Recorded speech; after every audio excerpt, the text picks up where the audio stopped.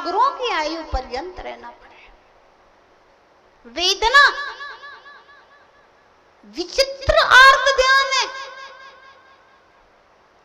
जिस समय वेदना होती है तो भगवती आराधना में मरण कंडिका में लिखा हुआ है, बड़े बड़े साधक सैकड़ों वर्षों से जो तप कर रहे हैं, ऐसे बड़े बड़े साधक जीवन की अंतिम समय में वेदना से घबरा करके तप छोड़ने की भावना करने लगे।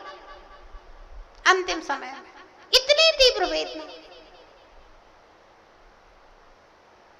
वेदना में तीव्र संक्लेश। कितना संक्लेश हो सकता है वेदना में। एक राजा था जिसका नाम था अरविंद। उस राजा को दाह ज्वर हो गया। दाह ज्वर का तात्पर्य इतना तेज बुखार कि पूरे शरीर में एकदम से लगे जैसे आग लग रही है। उसकी विद्याएं भी पाप कर्म के उदय से नष्ट हो गई। अपने पुत्र से बोला, बेटा मुझे सीता सीतोदा नदी के किनारे तट पर ले चलो। बेटे ने प्रयास किया, सारा प्रयास निष्फल हो गया। वेदना में निरंतर तड़पता, रोज नवीन नवीन वैद्य नवीन नवीन उपचार कराता। जिसने जो बताया सब कुछ कर लिया, उसके बाद में भी उसकी वेदना दूर नहीं हुई। एक दिन महल पे पलंग पर लेटा हुआ था। अचानक दीवार के ऊपर दो छिपकलियां लड़ रही थी। एक छिपकली की पूंछ कटी और उसका ब्लड उसके हाथ पर गिरा। उसको एक सेकंड के लिए लगा कि यहाँ पर शांति मिली है, और एकदम से बोला, ओ मुझे अपने रोग का निदान मिल गया। अपने दोनों पुत्रों को बुलाया और कहा, पुत्र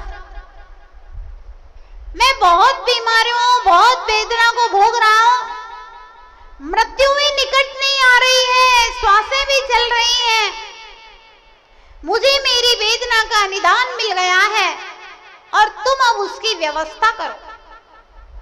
दोनों पुत्रों ने कहा, पिताजी हम आपकी सेवा में तत्पर हैं। बोले, मेरी वेदना का निदान है कि मेरे लिए एक खून की बावड़ी बनवाओ। मैं उस खून की बावड़ी में स्नान करूंगा तो स्वस्थ हो जाऊंगा। बड़ा वाला पुत्र पिता की बात को सुनकर के नीची दृष्टि करके चला गया। लगता है कि पिताजी का अंतिम समय है, दुर्गति का बंद हो गया है उनको, इसलिए इस प्रकार की हिंसक बातें कर रहे हैं। छोटा पुत्र बोला, पिताजी मैं आपकी आज्ञा के अनुसार प्रयास तो कर सकता हूं, लेकिन इतने सारे खून के लिए इतने पशु कहां से आएंगे। कहते हैं, विनाश काले विपरीत बुद्धि, कर्मानुसारिणी बुद्धि, कर्मों के अनुसार बुद्धि चलती है। किसी को समझाने से कोई समझता नहीं है, ध्यान रखना। समझाना बेकार है, लेकिन समझाना कर्तव्य भी है, ये भी ध्यान रखना। समझाना बेकार है, लेकिन समझाना कर्तव्य भी है। समझाना तो चाहिए, लेकिन सामने वाला नहीं समझे तो बहुत ज्यादा टेंशन में नहीं आना चाहिए, कर्तव्य जरूर करना चाहिए। आचार्य एकलिंग गोस्वामी ने लिखा है, पराभिप्राय निर्वृत्ति यशक्यत्वात्, तत्वार्थ राजवार्तिक से। दूसरे के अभिप्राय को परिवर्तन करना असंभव नहीं तो बहुत कठिन तो जरूर है, और कभी असंभव भी हो सकता है। क्योंकि किसी को समझाया जा सकता है, किसी के अंदर प्रवेश नहीं किया जा सकता।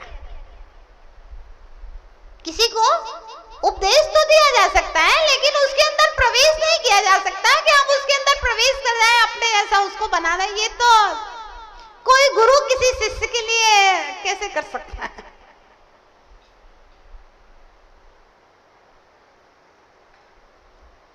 तो पुत्र ने कहा पिताजी प्रयास करते हैं, लेकिन इतना सारा पशु कहां से मिलेंगे। पिता की तो उल्टी बुद्धि चल रही थी। बोले बेटा फलाने जंगल में है ना 5000 हिरण है, और उन हिरणों को मार करके अच्छे से बावड़ी बन जाएगी। 5000 हिरण तो बहुत होते हैं।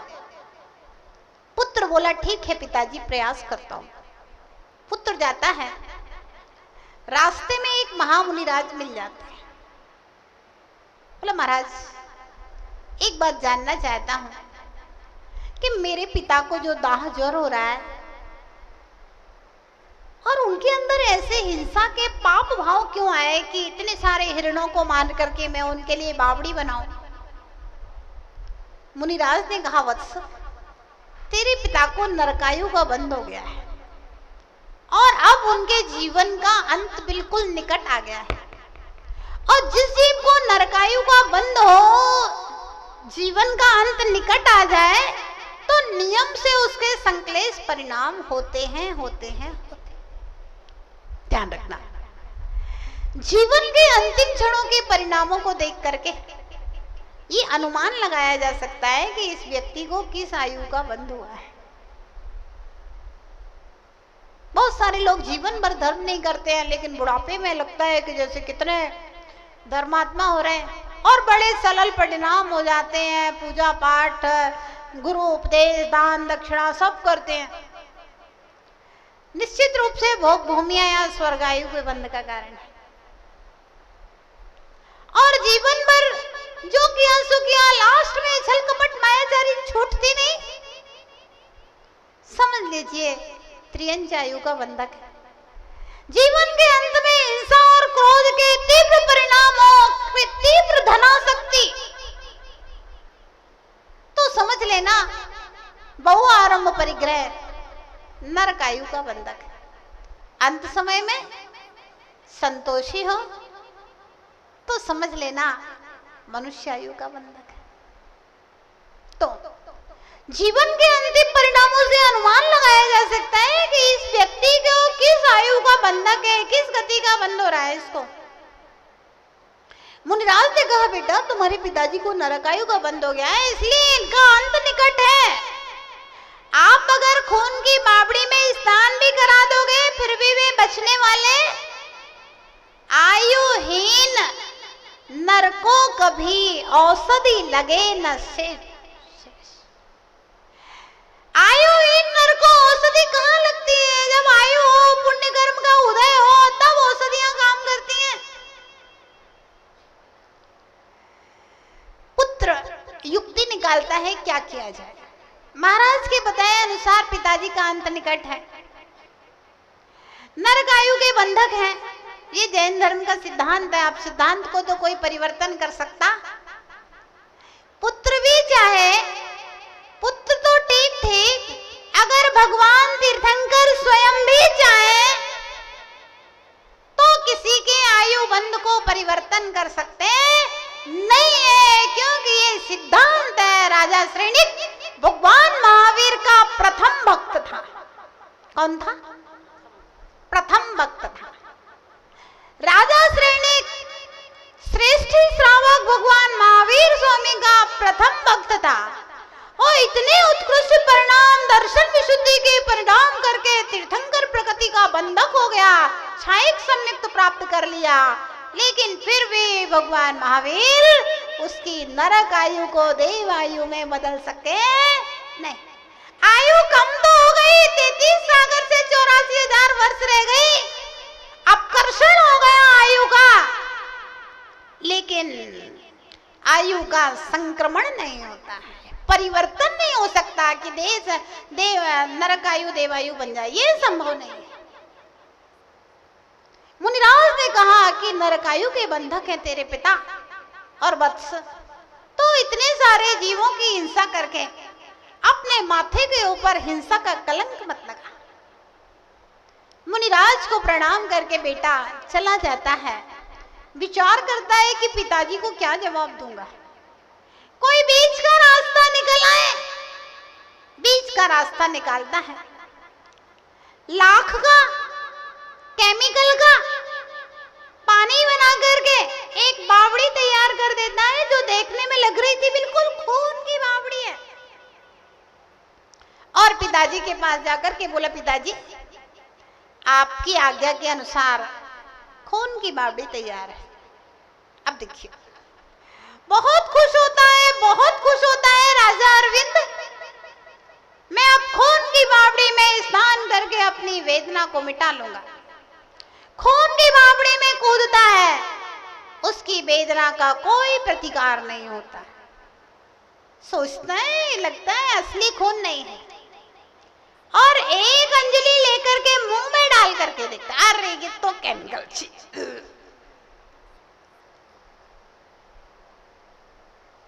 गुस्सा आता है किसके ऊपर? बेटे के ऊपर। मेरे साथ धोखाधड़ी किया। अब देखिए, जिसकी कृष्ण लीला होती है ना वह जीवों की दया देखेगा और ना अपने बेटे की दया देखेगा। ध्यान रखना, जितने आप लोग सीआईडी और क्राइम ब्रांच में और अखबारों में न्यूज़ पढ़ते हैं ना कि माता ने पुत्री को मार दिया, पुत्री ने माता को मार दिया, भाई ने भाई को मार दिया, कृष्ण लीला वाला जीव अपनी माता, पुत्र, पत्नी, बहन, भाई तक को मार सकता है। इतना तीव्र संकलेश होता है। वह राजा अरविंद वेदना से तड़पता हुआ तलवार लेकर के अपने पुत्र के पीछे दौड़ता है, मारने के लिए पुत्र को। पुत्र तो युवा था, जल्दी से दौड़ जाता है, और ये तो एकदम वृद्ध थे और दौड़ते हैं। अपनी ही तलवार जमीन में गिरती है और अपनी ही तलवार के ऊपर गिर के कट जाता है और मृत्यु को प्राप्त होकर के सप्तम नरक को जाता है। ध्यान रखना, वेदना के समय विवेक जागृत रहे, ये बहुत कठिन काम है। वेदना के समय विवेक खो जाता है, वेदना के समय ज्ञान खो जाता है, वेदना के समय शिक्षाएं भूल जाता है, वेदना के समय ज्ञान काम नहीं करता है। दूसरे को वेदना होती है, हम उपदेश देने पहुंच जाते हैं। जब मुझे वेदना होती है तो मैं चीखता हूं और चिल्लाता हूं। भव्यात्मा, ध्यान रखना, वेदना किसी को देकर के कितना भी अन्याय और अनीति कराया जा सकता है। संसार में अन्याय अनीतियां होती हैं। उसकी पत्नी को किडनैप कर लिया, बच्चे को किडनैप कर लिया, फिर उससे गलत काम करवा दिए, हिंसा करवाया, ये करवाया, ये करवाया, या किसी को वेदना दे दे करके गलत काम करवाना, मतलब वेदना दे दे करके उससे बातें उगलवाना, निगलवाना। जैसे कोई सैनिक अपने पकड़ लिए जाते हैं पाकिस्तान में, तो वहां पर वो उन्हें वेदना दे दे करके देश के रहस्यों को निकालना, ये सब चीजें। वेदना बहुत खतरनाक चीज है। मरता